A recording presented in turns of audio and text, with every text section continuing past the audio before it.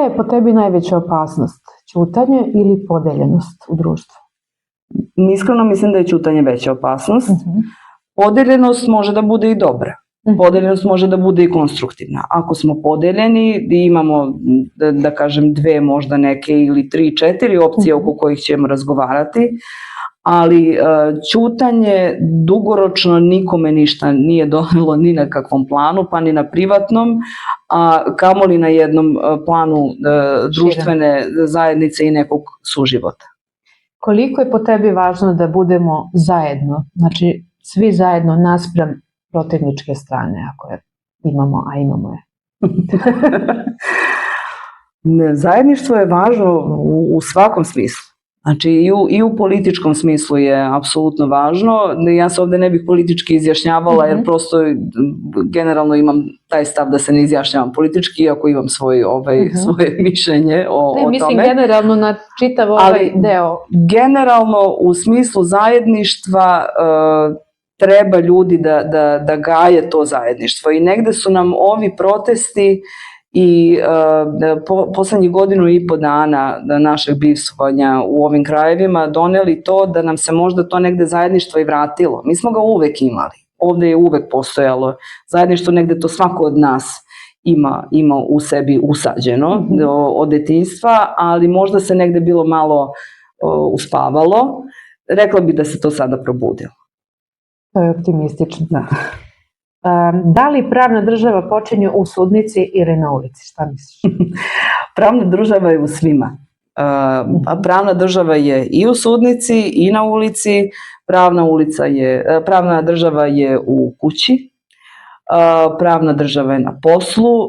Pravna država je u trenucima razonode i zabave. Dakle, apsolutno pravna država je ono što je temelj našeg postojanja i kao pojedinca i kao zajednice i ne bih rekla da sudovi nemaju uvida u to šta je pravna država, naprotiv, u većini slučajeva sudovi zaista se drže zakona i primenjuju ga da kažem onako kako treba, a s druge strane da pravna država jeste i na ulici ako se na ulici ukazuje na nepoštovanje nekog zakona ili na kršenje nekih propisa ili generalno na kršenje nekih načela koje su nam Ustavom garantovane.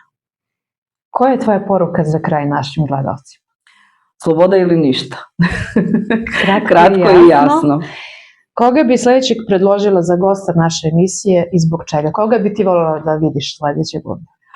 Ja bih predložila da pozovete nekoga iz udruženja poljoprivrednika, da li iz Kovačice ili iz Padine, ili nekoga iz ekološkog pokreta Padina, upravo zbog ove teme koja možda nije dovoljno medijski eksponirana, a koja je izuzetno ozbiljna i sad već rekla bih goruća, a to je tema generalno izgradnje vetroelektrana na ovom području. Ne mislim samo na ovaj konkretan projekat gde sam ja angažovana, jer takav obim izgradnje vetroelektrana, opet ponavljam, nisu one problem same po sebi, daleko od toga. Dakle, treba da postoje i obnovljivi izvori energije, treba i da se grade vetroelektrane i tako dalje. Međutim, treba pre svega da imamo u vidu interes života i opstanka života, a život su ljudi, biljke i životinje koje žive na ovom prostoru i da ukoliko neki projekti ili kumulacija nekih projekata utiče negativno na taj život, da treba da se nađe balans kako da se zadovolje svi interesi, a pre svega da se ostvari interes opstanka. Odlična poruka. I za kraj, zašto je važno da Kovačica govori? Važno je da Kovačica govori, jer je važno da svi govorimo. Čovek je političko biće, kako je još u antičko vreme rečeno. Političko biće u smislu upravo toga da govori o svojim stavovima, treba da budemo otvoreni, treba da postoji dijalog, treba da se čuju različita mišljenja, to je zdravo, pre svega. I poželjno.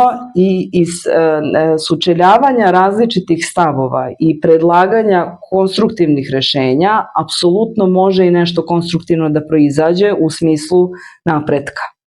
Jer ako budemo ćutali i ako svako bude ćutao o svemu, neće možda neko ko ima mogućnost da donosi neke odluke ili da utiče na donošenje nekih odluka, neće ni znati da postoji, na primjer, neko ko se nečemu protivi ili da ukazuje da je nešto nezakonito ili da je nešto neprihvatljivo, da nije poželjno na kraju krajeva, jer zajednica je ta i svi mi koji činimo zajednicu koja u stvari određuje, to jest opredeljuje šta je za nju poželjno, a šta nije i kako želi da živi, a kako ne želi da živi. Hvala ti puno što si bila naša gošća. Hvala vama na Srećno dalje u pozivu. borbi. Hvala, takođe.